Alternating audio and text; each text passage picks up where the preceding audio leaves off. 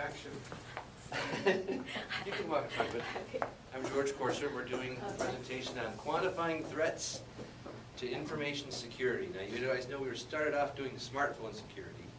We analyzed, what problems within smartphone security were the most valuable problems to solve. And we got broader and broader until we decided to just look at the general concept of threats in information security. Basically, this presentation has 4 parts. 1, we're going to talk about cost-benefit analysis. 2, we're going to talk about cyber identity theft. 3, we're going to talk about cyber intellectual property theft, for example, copyrighted music. And then 4, distributed denial of service. We're done. So, number 1, cost-benefit analysis. Why should we, as information security people, concern ourselves about cost-benefit analysis? Well, there's 2 major reasons. One of them is you want to allocate the resources for defending against the threat. If you have a problem that costs $1 million a year, say, you shouldn't spend more than $1 million a year trying to solve it, trying to defend against it. We also want to allocate resources for researching problems. If the problem we're researching only has a dollar value of $1 million a year, we certainly don't want to spend more than $1 million a year just researching solutions. It should be much, much less than that. So the main point that we'll be making in almost every slide of this presentation is the benefit of what we're doing has to exceed the cost of whatever it is the losses are we're suffering from the problem. Just last night, I watched a Colbert Report thing, and they reported this particular article. It's an older article. But the government, the FBI, actually produced this report that says that basically the data estimating piracy losses is unsubstantiated. So the reports that we're getting, the data is not accurate. Cost-benefit analysis depends on accurate data. We have to know what the costs are before we can develop these cost-benefit analysis. We saw in earlier presentations Sun Tzu's quote, "Know your enemy, and know yourself, and in 100 battles you'll never be in peril." This has been quoted by a paper by a guy named Michael Whitman, and this paper is the foundation of everything we're doing in this study. So his paper is called "The Enemy at the Gate, Threats to Information Security." Ours is "Quantifying Information Security. How dangerous is the enemy at the gate? Give me a number." This is Dr. Whitman, and in his book, it's a textbook for information security, fundamentals of information security. He makes a point in the chapter on cost-benefit analysis that economic feasibility is the key thing to look at when you're implementing a security safeguard. Cost-benefit. Depends on reliable data. In the paper, he elaborates this complicated matrix, which theoretically could extend infinitely, and you have all these assets that you're protecting, bank accounts, property in your business, and then you evaluate the threats to those assets, theft, damage, whatever, and you fill in these boxes. But of course, you have to assume that all those boxes have numbers that make sense. Where do you get those numbers? Where do you get reliable data for information security threats? Well, we are going to present to you today 3 different threats, and those threats are going to be quantified using the most reliable data we can find. We can't guarantee that all these numbers are 100% perfect, but we can tell you that they're published by recognized authorities, sometimes in peer-reviewed journals. And so you're going to get a real-world figure for these different threats. Now, the methodology underlying this particular problem is called Cba Analysis, and we're going to show you that the maximum benefit that you can get, the maximum Cba, net benefit, is the amount you're losing now. So if I'm losing a certain amount of information a certain amount of dollars for a given threat, say identity theft, the most a security measure can save me is the amount that I'm losing. Can't save any more than that. If I'm only losing $1,000 a year, most I can gain is $1,000 a year from security.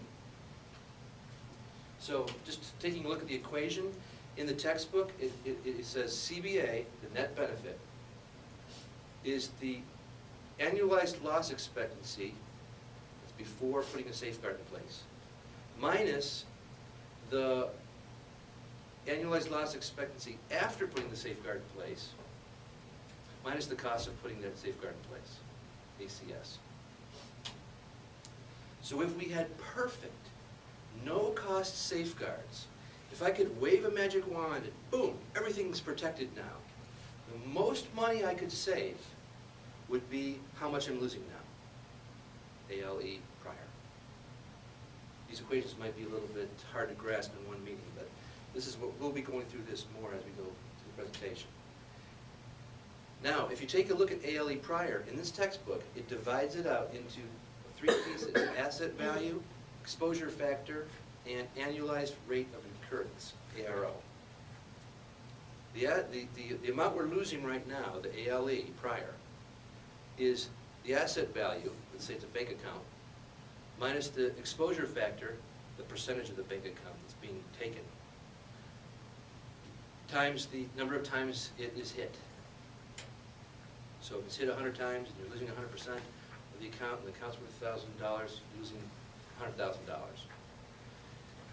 We're going to always assume that the asset value is the amount of the loss, therefore the exposure factor is always going to be 1. We will continue to use Whitman's equation, but you can basically assume EF is 1 throughout the rest of this presentation. Bottom line is the asset value can be calculated if you know the loss expectancy and the ARO. You can compute this. Now that's what Whitman said. Our contribution, let me underline this, our contribution is if a person is willing to get caught and go to jail for a certain amount of money, and that amount is less than the asset value divided by the probability of getting caught, he should attack.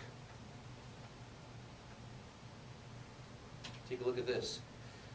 I created an equation, instead of ALE, it's AGE, annualized gain expectancy. If I'm an attacker, and I see that the asset value is more than the cost, my cost is my annualized cost of attack, I should attack.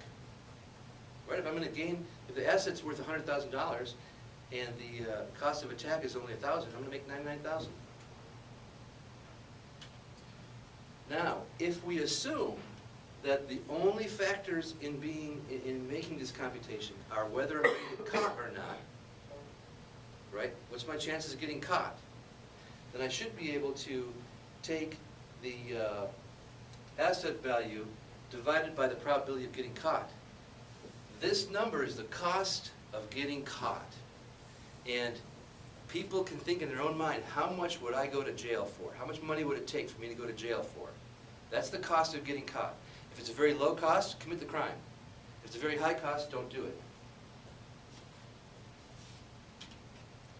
So again, our contributions are going to be estimating these things using real-world figures. These real-world figures are not easy to find. People hide them. That's where we spend most of our time. Preparing the presentation is nothing compared to finding real-world numbers. We also estimate both the victim and the attacker. Whitman says, know your enemy and know yourself. He never looked at the enemy. He looked at the threat, but he didn't look at the enemy and what his benefit was. And then we also created this new equation for the attacker's viewpoint. How much is he benefiting? And then we have some rather novel results, which you won't find in very many information security articles, which is heaven forfend. Sometimes information security threats are overestimated. Yes, it is possible to overestimate one of these threats. So let's go ahead and continue with cyber identity theft. How are we doing on time? 10, okay, good. Now we'll take an example of this, cyber identity theft. From the defender's standpoint, we know the Department of Justice puts out, from the Bureau of Justice Statistics, facts on this particular crime. $9 billion a year in 2008 were lost in identity theft. The exposure factor, as I said, is 100%. 6 million people were hit. This includes people that weren't necessarily convicted of crimes. They gathered this information through the survey. So using this equation, we can compute the asset value, right? We can see that if we divide ALE by ARO, it's going to be $1,500. If you're a victim of this attack, you're going to spend $1,500. Interestingly, that is all identity theft, not just cyber identity theft. Somebody steals your wallet, somebody, your family member, whatever, uses your information, that's included in there. Ends up being $30 per person per year if you assume 300 million population in the United States. Cyber identity theft, according to the United Nations report that was out not too long ago, and also the Federal Trade Commission, accounts for no more than 5%. It's probably more like 2%, but we'll use the high figure, 5%. So the cost, the benefit of defending against this attack is $1.50 a year. That's how much you should spend on protecting against this. Now let's look at it from the attacker's standpoint. The attacker is going to make what the defender loses, $1,500 bucks. The probability of getting caught has been reported all over the place by the Gartner group. I don't know where they got this number, but it's repeated by a lot of places. 1 out of 700 is a chance of getting caught for identity theft. If that's the case, we can compute that if you're willing to go to jail for less than $1 million, attack. That's kind of interesting. Your break-even point is when the gain expectancy is 0. The gain expectancy is higher than 0, attack. If the gain expectancy is lower than 0, don't attack. Now the question that we have to ask ourselves is, what is the economic feasibility of securing ourselves against this problem? I'll just skate through these slides because we're running a little time. Consider this. 53% of the identity theft that was reported was credit card theft. But other problems are people who are trying to get medical care. That's identity theft. If you use somebody's medical ID, getting a job, getting government benefits. Somebody stops you on the road, you're guilty of a crime, but you say, oh, this other guy did it. That's, you're committing identity theft. We're assuming that all cyber identity theft is financial based, but we don't know that to be true. The Federal Trade Commission reported these numbers, which is basically where we got the 5% figure. But you can see that phishing is half of the computer identity theft. What defense measures can we take against phishing? What technical measures can we take against phishing that would do 100%, would be 100% successful? This right here, this little red dot represents, the white dot represents all identity theft, and the red dot represents cyber identity theft as a proportion of per capita income. This gives you an idea of the scope of the problem of cyber identity theft. So the question is, what is the real benefit? And how do we measure the danger of online commerce? I mean, we are afraid to buy books from Amazon.com, but we've learned even in this class that you can keep the payment information secret for the merchant. It may well be that it's safer than online stores. As a matter of fact, if you look back at this one here, purchase or transaction was even bigger than anything else. A merchant's more likely to be your perpetrator. Now let's go ahead and move on to the next.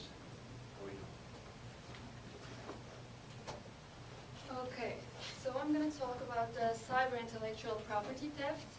I'm basically going to focus on the copyright infringement on music.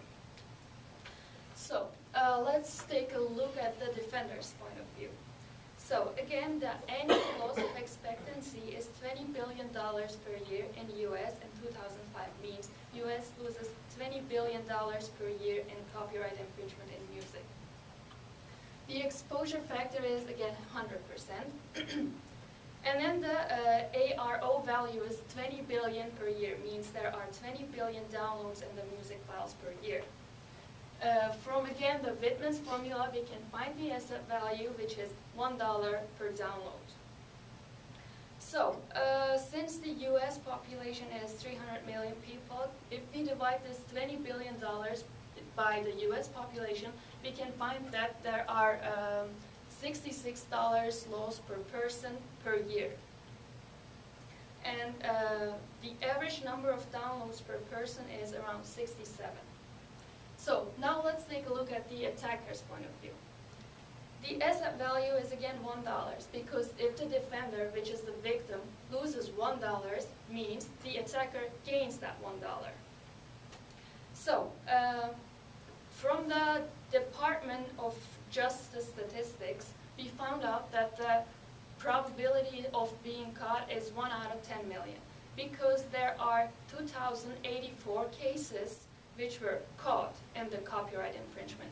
And because there are 20 billion downloads, if we divide this 2,000 number by 20 billion, we can find out that there are 1 out of 10 billion probability of being caught. And by the way, those numbers come from the Recording Industry Association of America. So, if the asset value is $1, and if the probability of being caught is 1 out of 10 million, then the cost of being caught is $10 million. So, here we have a summary where we can see the numbers. The asset value is $1, and the loss is $66 per person in 1 year. So, here we have the results of the attacker's point of view. So, the cost of being caught is $10 million. So, the question comes, if you want to go to jail for $10 million. So, if you accept to go to jail for $10 million, then go ahead and download those songs.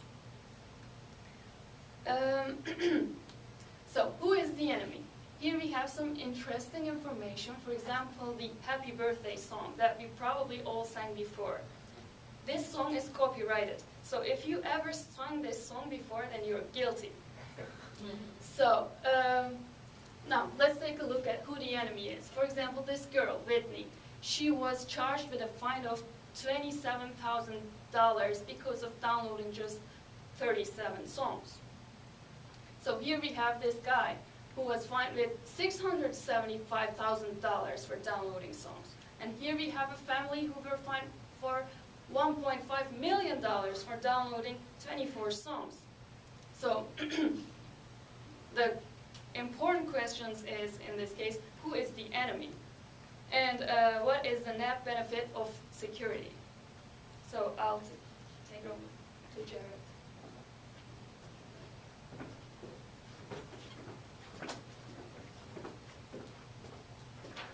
Thank you, Suzanne. So now that we all know the perils of downloading illegal music, let's look at the DDoS, distributed denial of service attacks. I'm going to be very, very brief. I'm going to look at it from the defender's perspective and from the attacker's perspective. Now, from our literature review, we found out that the annualized loss expectancy for DDoS from a survey that was done is 2.8 million. From our statistics, we found out that this amount is 535 million for the US population. And obviously the EF is 100%. And the ARO, this is the number of people who responded to the survey. These were 424 people. So going forward, AA is given as AV times EF times ARO. And then our AV was 6,812. Again, this is the average from the data that was surveyed. Now, the DDoS per person per year, the DDoS per company per year for the United States is 6,812. Normally, when you hear people talk about DDoS, distributed denial of service attack, you might think that it's a very, very huge deal, that maybe companies are losing maybe millions of dollars. But what our statistics show is that this amount is only, on average, $6,812. So, given this average that the defender will have to incur, how much does it cost the attacker to be involved in this? We know that most people who do distributed denial of service attack, they don't do it for any financial gains. Like Anonymous, for example, they do it purely for fun or to score a point. So for them, the cost is zero. But for the companies, the cost on average is about $6,812.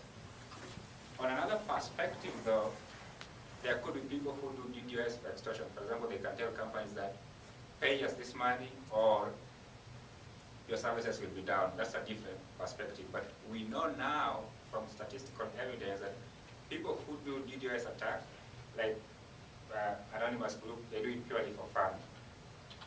So if the cost of getting caught is greater than zero, if the probability of getting caught is greater than zero, then we estimated that the defender will lose about $6,812 per year.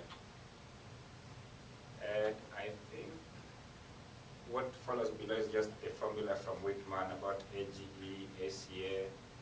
And then George came out with an idea about free speech. For example, the people who extort money and tell you that, if you don't pay us this money, your services will come down. Is this a violation of free speech or what? And then how do we know who the enemy is without no money motive? That's a critical question. So with that being said, what we are trying to show here is the economic feasibility of DDoS security. We believe that we are the first group within academic circles to point to specific dollar value, dollar amount that DDoS cost companies. So this is just a summary of what we've discussed before. And with those few remarks, let me take this opportunity once again to invite Judge Patrick Corser to conclude. So yeah, just to reiterate what Jared was saying, how do you handle a crime where there's no monetary benefit to the attacker? The attacker can't sustain it financially. This guy, Dmitry Guzner, is the fellow that, the reason that he was attacking that place, he wanted to damage the Church of Scientology's website. I don't know what he has against the Church of Scientology, but that's why he did this. He's the first member of Anonymous convicted, and it was a DDoS attack. You can see that some of the fashionability of DDoS has kind of gone out of the way. It started out as relatively small, got high, and then it's been dropping. There's no fashion in it as much. There's not as much fashion in it, and there's also not as much. There's no financial benefit in it. We're not sure why that's happened though. But the bottom line is, what is the benefit of cost-benefit analysis? What's the net benefit of DDoS security? There's a benefit. Can I give you an example? Sure. Yeah, for example, several years ago in Michigan, there's an online company. He hired a teenager to disable his competitor, another online company, which, both of them sell jersey. Yep. So he does benefit from the DDoS because the online company, the competitor, was disabled. So the customers come to his. That is, to me, that's the best question to ask in security. What we are showing in this report is that on a broad scale, this is not a serious problem. But on a case-by-case basis, it could be. If you know for sure somebody wants to kill you, you're in a different situation than somebody who just wonders how much how much money should I spend on a lock? How much money should I spend securing my home? Right? If your life is at stake, spend a lot of money on that lock. If you know that for sure, right? But if you don't know that for sure, if you're just like everybody else, Why did somebody want to kill me? Why should I spend, a lock salesman can come to your house and say, you have to buy this really expensive lock, and then you have to have one rail fence, then another fence, then an electrified fence, then a moat, and it's going to cost you millions and millions of dollars. I only make $10,000 a year. Why do I got to spend $1 million on a moat? Okay? Or better yet, somebody says, oh, one friend of mine had a really bad car accident. Therefore, nobody in the universe should ever drive a car. This is the quantification problem. Hyperbole. Using one case to extrapolate it. It's a common fallacy that's used in the regular news media, but it is not a fallacy that we should fall prey to in scholarly circles. Scholars should not fall for that. We should look at the honest-to-Pete numbers. If we have a client that has a genuine threat, if Amazon.com knows it's going to get attacked, or if this Church of Scientology knows it's going to get attacked, or the FBI, or anybody else, of course they've got to readjust these equations, right? Those probabilities will not be true. But for the average person, I can't go and say, just because the FBI gets attacked 10,000 times a day, I have to spend $1 million on website security when my business only makes $10,000 a year. The question that no one seems to be willing to do is quantifying this number. Give me a dollar amount. What percent of my corporate revenue should I spend on defending against DDoS attacks? And the answer is $6,812 a year is the maximum loss expectancy for a $354 million company. I think this number is suspicious. If I'm you can, sorry, I mean, based on my absolutely. sixth sense. Based on my gut instinct, but not based on real factual numbers. Yeah, for example, Amazon, if it was disabled for just 2 hours, they lose, They were disabled for 10 hours. 10 hours, so You they wanna know just lose this amount of money. $600,000. No, listen, let's think about this. They lose $600,000, Amazon.com did. One time for 10-hour downtime. This is Amazon.com reporting, $600,000. They make tens of billions. $600,000 So is tens of lunch money. billions should be divided by 365 days. It's less than this. No. No, you can't say that they didn't get attacked. They didn't get attacked 10 hours a day. No. Don't tell me that they were attacked 10 hours a day. If you tell me Amazon.com lost $600,000 a day, then we'll have a different conversation. They lost $600,000 a year. They lost $600,000 a year. So if it was disabled for 10 hours, for example, we assume it's a day, 24 hours, right? They make money like, how could you calculate? But they made money all year. Yes, I know. So a year, for example, just one day it was disabled. It lost money, for example, $1 million. Then for a whole year, it's also $1 million. Yeah, Right? Exactly. You We're agree? annualizing it so that you can kind of do a budget. So I thought about this number, Now- 535 million. I Could you am double check this number? Well- It seems familiar to me according to the survey made by the FBI. This is the high end. It's Yeah, could you probably double less- check this number? Yeah, will we double check that? 535 million, because I have saw this number somewhere. We 2008 interpolated it. survey. We interpolated it. Didn't come from a source. This Yeah. particular source here gave us the revenues of the companies. Okay. We took the minimum amount of revenues those companies could have made. We extrapolated based on the corporate income of the entire country. And the numbers I don't like them either, Doc. I absolutely don't like them. None of the numbers to me, I'm not going to sit here and say that the government sources that we got these from or the studies are correct. I'm not saying that. I think this number comes from a survey. I mean, for example, it made a survey like signed to 100 organizations. Then among them, maybe just 20 replied. Then based on the 20 replies, they work out $535 million. Even if only one company sustained the entire 2 million, let's Right. suppose that of all those 500 companies, only one company sustained that. It still gives the same average. It still gives the same average revenue for the country. I want to see. Here's what I'm saying: is we took the most wildly inflated numbers we could find. We didn't look for low numbers. We looked for high numbers. We wanted to make this problem.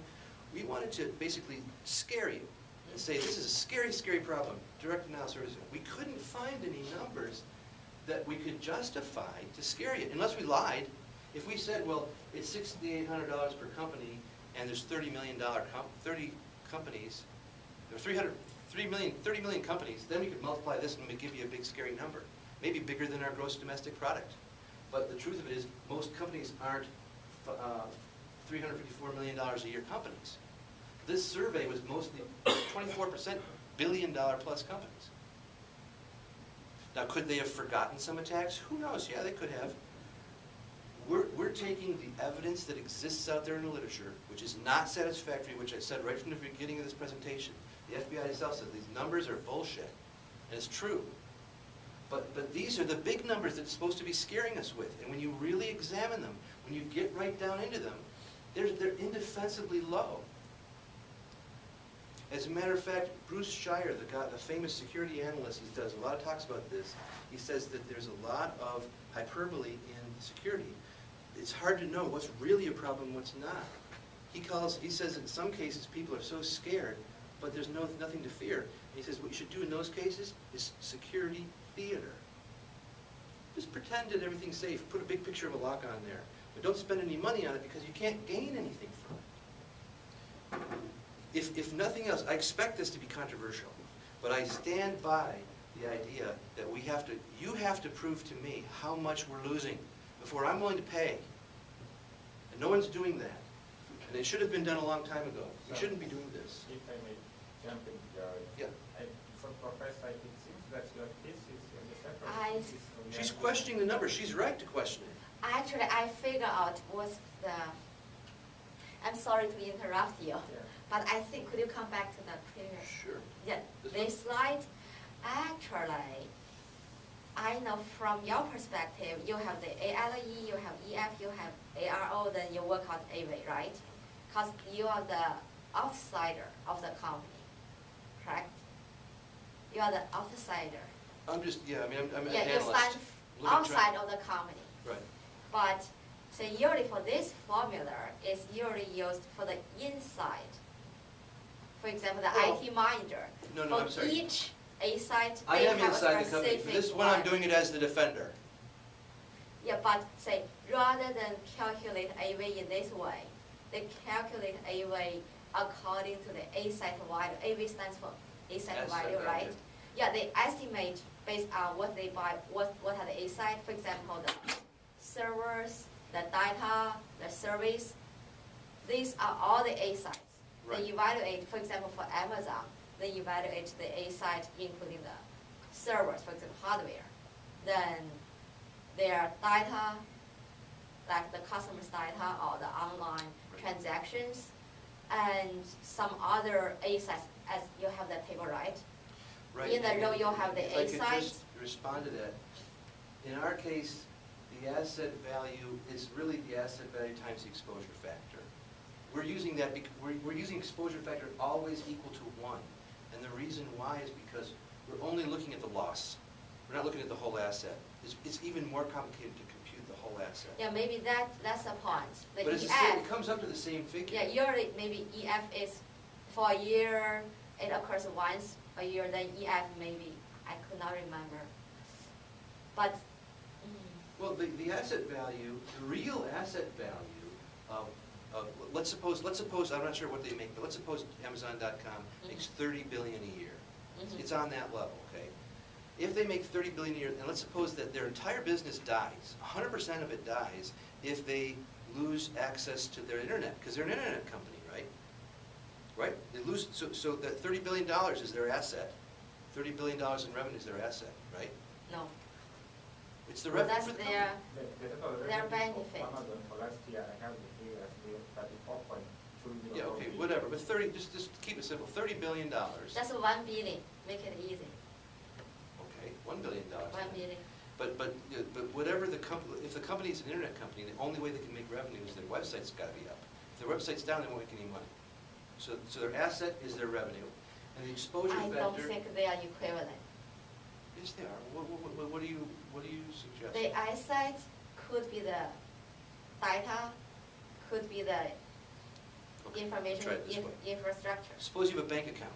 We can agree on this. You have a bank account and it's got $1,000 in it. Mhm. The asset value is $1,000 there, right?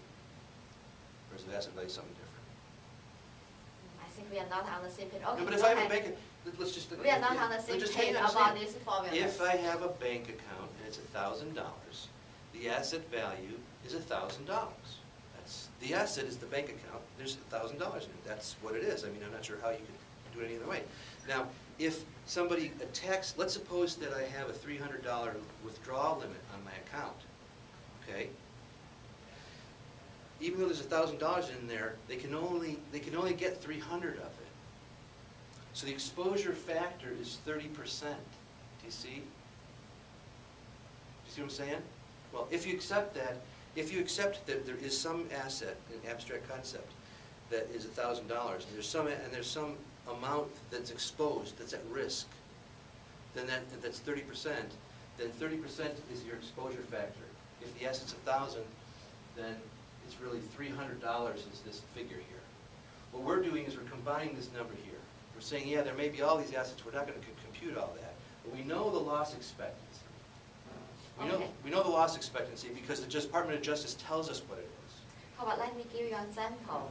I thought about this DDoS numbers, so that's the point. I do not doubt about your work, but here's a point. For example, for the AV, asset value, for example, I ask you to estimate the AV in this classroom. What would you do?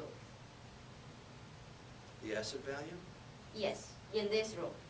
You will check what are the assets you have, right? You have the computer, you have the overhead projector, and you have something like that. You have a list of the assets in this room, right?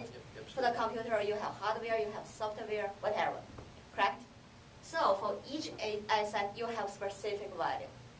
Either say the money you spent when you buy it, or an estimate about the asset. So that's the way we work out the AV. Yeah, I know. So rather than work out the AV in this way. Well, but now let's So AV let's is fixed. continue. It's over there, not I 100% calculated agree. based on this formula. Well, let's go ahead and do it. Let's just consider the chairs as the asset. In this Okay? room, The for chairs in this example. room, okay? Mhm. The chairs in this room are bolted down. How about let's consider No, IT? hang on. I listen to, we have the chairs. Okay. The asset value, let's suppose each of these chairs is worth $1,000, and let's suppose there's 20 of them in here, so let's say that this one. Make it easy, $1. Okay, So $1, in total, that's $20. 100 safe. Because they're bolted down, let's assume that they can't be stolen. Okay? The exposure factor is 0. Even though these are a valuable asset, we're not going to lose anything. We might even count the air in the room as an asset. But if somebody steals some air, some more air is going to come in. We have no exposure on the air. So in other words, exposure factor times asset value is really the number we're using here. If we know that the amount we can possibly lose in chairs is $15, we're just combining these two and saying it's $15. We're not computing out the actual asset value. Because then you're getting into an awfully complicated thing because different industries and companies have different assets. Banks don't have a lot of hard assets, manufacturing firms have big ones. But we can tell the losses though. The losses we can compute. The government statistics give us that information. They don't give us the asset value and exposure factor information, but we don't need it to make our calculation. But you do need AV and EF. And AV does depend on the EF according to your We formula, only right? need AV times EF. We don't need But AV and EF individually. Otherwise, your estimate is questionable. Well, the estimate is questionable because the original data is for EF right now is 1. EF is 1. 100%, but Right, if because- it's 0.2 or 0.001, that about- makes how a about big difference. How about this? AV times EF is this. Not Yes, AV. that makes sense. That's what I'm saying. We're just I counting. think that assumption, you does need to check your assumption. EF equals 100%. No, EF doesn't equal 100%. We're using that because we're only looking at But the you loss. based on, your conclusion was drawn based on this I'll tell you what, calculation. we'll- That's based on the assumption EF equals 100%. We'll set that issue aside for the moment. I mean, we can debate it, but and if you don't accept it, let's just set I aside just- DDoS for the moment because we want to. We all have places to go after this. So I mean, yeah, so your point's well taken. I stand by the fact that this number is this times this. If you would rather me go find out what the real exposure factor is and the real asset value is, I can't just do it. want. I'm just using this, to me, these two are the same thing. I just set this equal to 1 and count the AV as loss. It's a shorthand way, because the government doesn't give us the assets of the company. It doesn't give us the exposure factors. What it does give us is the loss expectancy. That's the only number we have to go on. So we had to jerry-rig the equation, but this still ends up being, these two together still end up being a viable thing. We can still say that the asset value for a $350 million company, well, no, we can't say that. We can say that the cost per person, though, is, or cost per company for a $350 million company is $68.12 per year. We can say that on a global scale, aggregated. You say. That's how much they I'm can sorry. expect to lose. I have to challenge you, another thing. So for me, rather than use this formula, ALE equals AV times EF times ARO, for each company per year, the loss should be calculated based on, say, $35 million divided by 424 surveys. That will make a big difference, Yeah, right? it would be a lie, though. I mean, the total money, This the is total loss, annual loss is that amount, right? No, the total loss is this, of the survey. So that's the survey. How many companies reported? That 500 and how many companies? should be reported? the total 5. amount divided by the number of companies If we put more who companies, then it'll reported make they it have smaller. suffered this DDoS. Then it'll make it a smaller. Oh, yeah, this is the number of companies that's reported that they suffered DDoS. 424. So 424 is the number of companies who replied they have suffered from this DDoS attack. So it should be, on average, the total amount divided by the number of companies. You say it's more than 1 million, rather than $6,000. Well, this here is the companies in the USA. If you average. But out- according to the survey, right, only 424 replied. Well, forget the companies. We'll just look at this. We Yeah, know that's the total amount, This is the total amount that companies reported loss. right? And this is the number of companies. Right. This is the number, 6812. Stop there. We don't need to worry about any other numbers. We're done. Right? Because that's all we need to know. We don't need to know these other things. 2.88 million is what the survey said was lost. So if you want to think of it instead of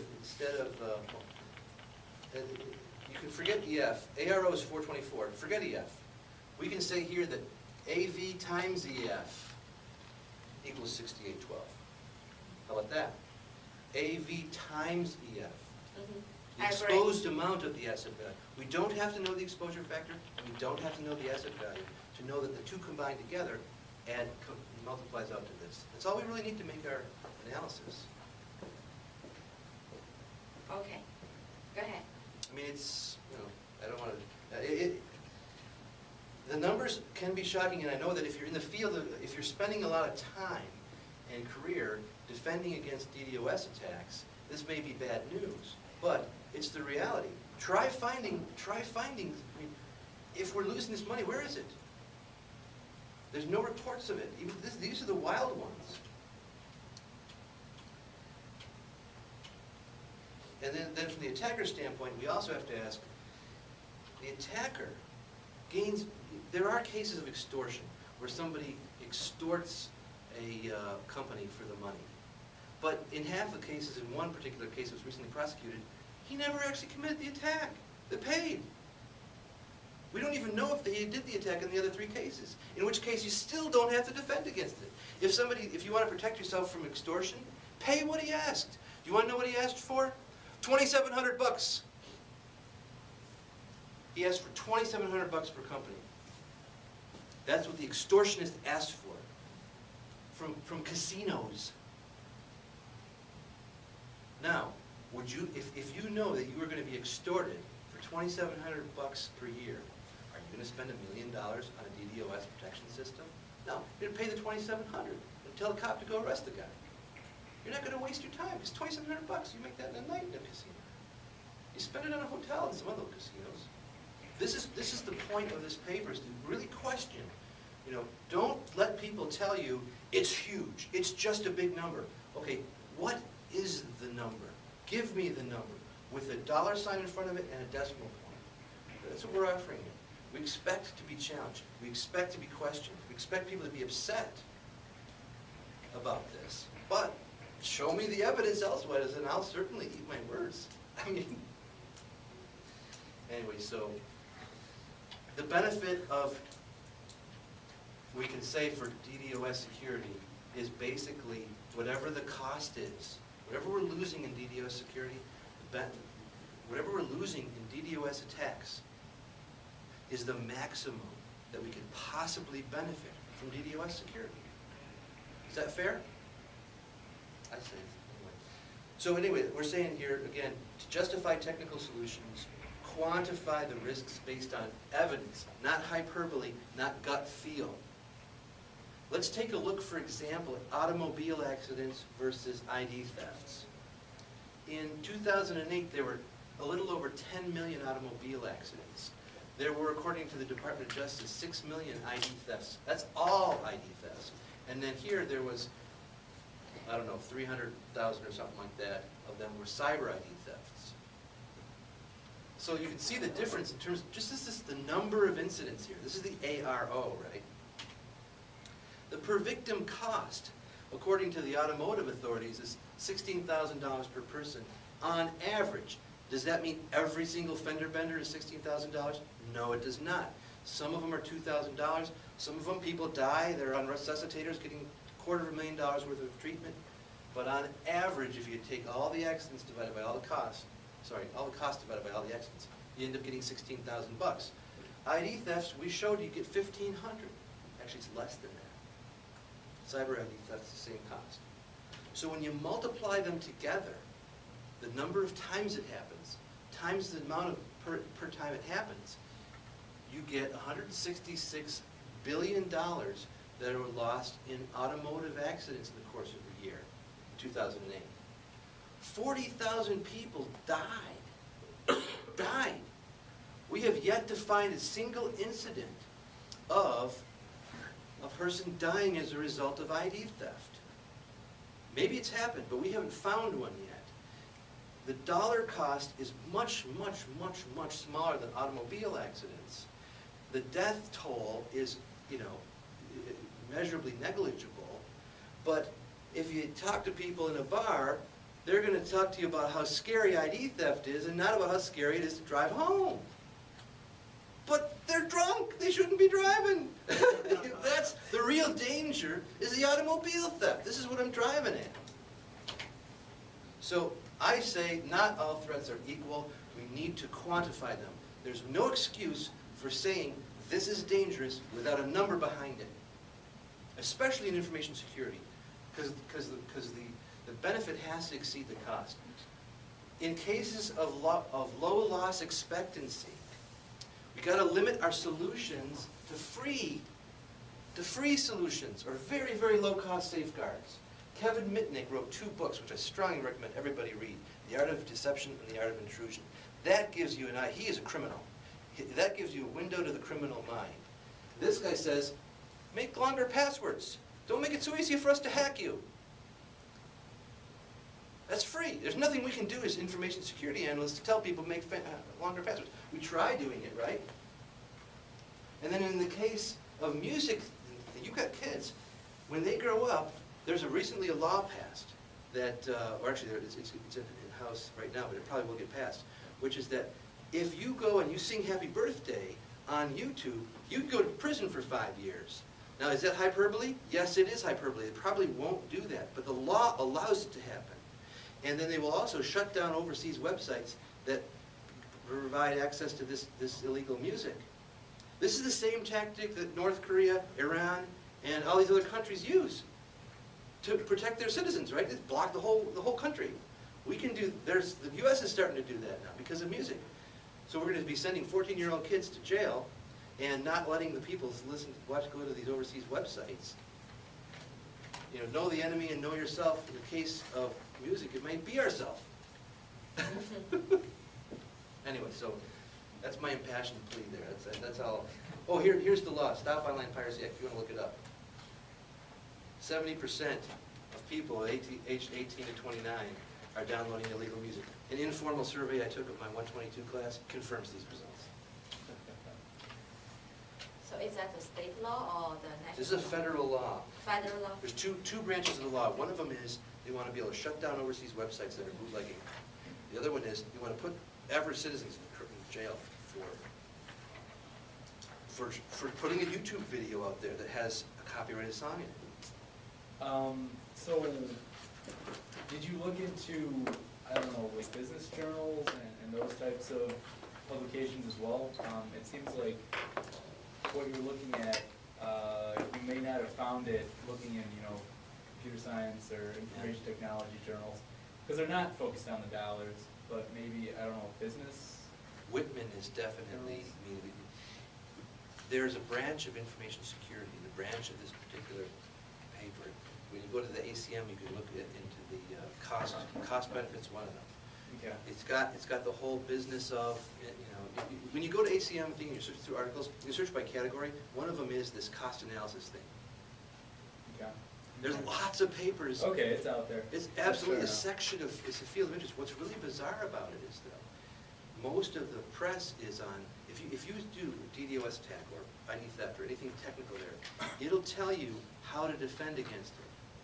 What products you can buy Mhm. to defend against it. It's an industry, they want that image. They want that image. If you want to sell security, first you got to scare the customer. I mean, You got to scare the customer. I don't necessarily agree or disagree with your numbers, but I do know that it's kind of a fact that people have to think a certain way, that they're in some danger for there to be a need to purchase these products. And whether that is real or not, that danger, I don't know. But Hey, I mean, if everybody in this classroom said, George, you're full of shit, and this is, but fine, hey, that could be true. Show me your numbers.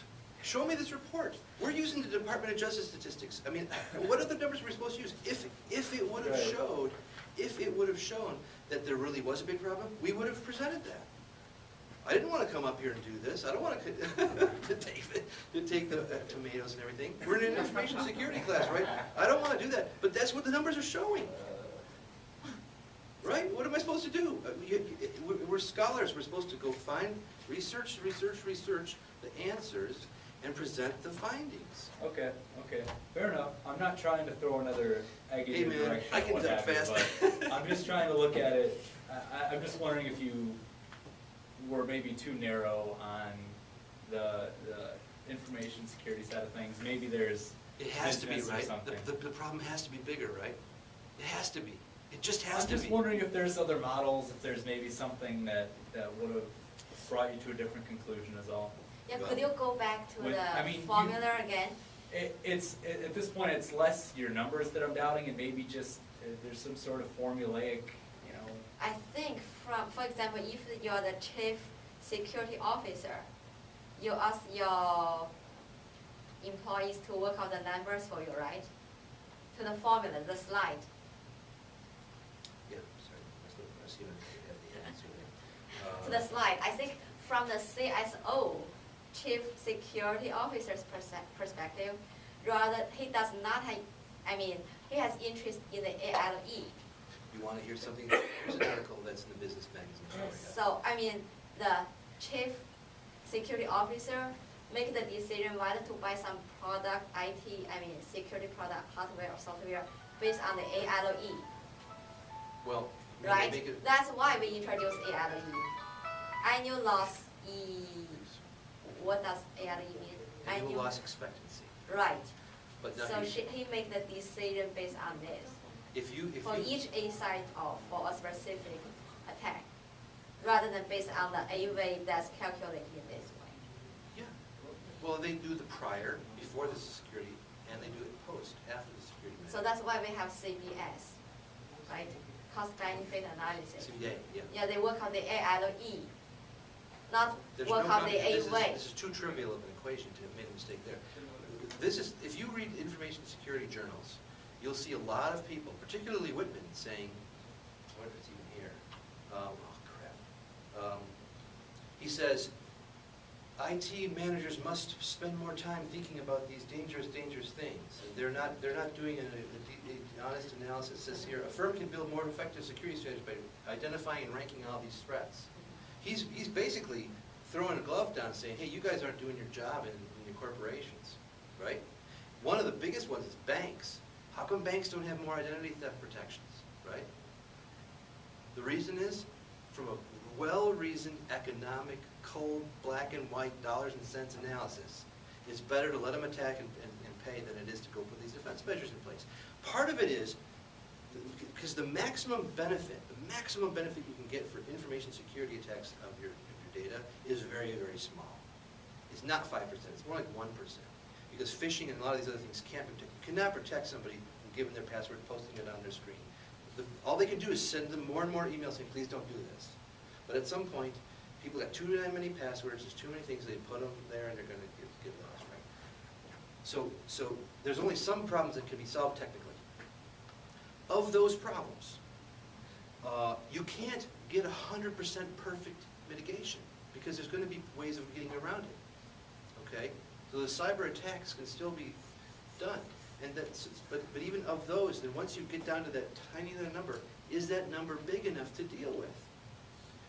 There was a report out that said, I think it was 100,000 or 200,000 customers of Bank of America had their credit card numbers stolen. And Bank of America said, no big deal. You know, no big deal, 100,000 customers, blah, blah, blah, blah. He goes, we got 20 million customers. 100,000 customers, no big deal to us. Well, what happens if they got that? I tell them to call us up, we'll pay it back. Oh, all right, done. What's the big deal? The threat, the exposure's not there. There's only so much money you can steal with a credit card. The maximum limit of the credit card, right, times the amount of time you have. The really big financial transactions that we did not do a report on here, but that's where the real money is. If you're a really good cyber criminal, you don't go after credit cards. You go after ACH transfers. You have a banker in the room. You get corporations. There's this one place that had lined up, there's around on the order of $200 million of ACH transfers, which these corporations do these transfers. They got 70,000 before the FBI stopped them. And the reason they found out, the FBI called them and said, you realize that you're doing this bank transfer every day to this overseas place? They said, no, we didn't know that. They go there, hey, what the hell's going on?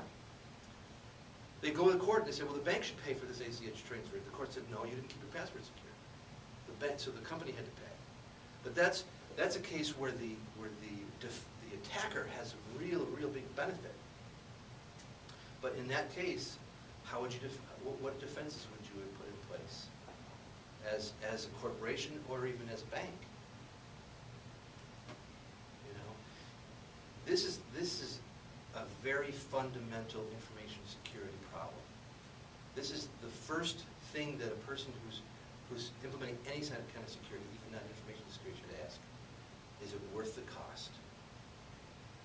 If you're only losing $1 a year, don't spend more than $1 a year on the problem. That's the only real point I'm making. As a matter of fact, the numbers very well could be wrong. We're taking them from sources, some of which the FBI says are wrong. So I'm not here defending the number. I am defending the process that we went through. I am defending the methodology that we proposed, including the attacker calculation. But I said from the very beginning of the presentation, I stand by it, you have to have rock-solid data before you can make these calculations. And I don't think anybody here in this room can give us those numbers. We depend on you, on your group. Well, so just now, I gave you the best numbers. Suggest you to check some numbers. easy journals to get the actual number. Hey, Well, So we count on you guys. Yeah, Yeah, numbers I- certainly numbers. Yeah, this We're book is submitting very, Something. it's gonna, I'll tell you, Yeah. you can't find a paper in a scholarly journal that has all this information in one place. I'd like to do 3 more security Yeah. threats. That's one thing that I thought for assets, if you've got something like a DDoS, does that count? Does that count, I mean, loss of customer, yeah, the Well, the customer's intangibles- loss, right? No, well, no, no, no. the, not customers, their Goodwill. their Goodwill. loss of confidence, I guess? It's called goodwill in economics. Okay. Goodwill. But no, this is purely a dollar calculation. Okay. But I'll tell you what, if you guys agree, if these 2 guys here agree, if any of you guys come up with better numbers than that, we'll put you as authors on the paper. Okay? We will put you on there. I challenge you to find different numbers than what we got. And don't send me bullshit, okay? Because I've already seen a lot of that. I don't want to see any more of that. But if you find a real number, or if you want to do a different section, we should let them, because we really want to get what is the most dangerous problem in information security? What is it? So far, it looks like it's music theft.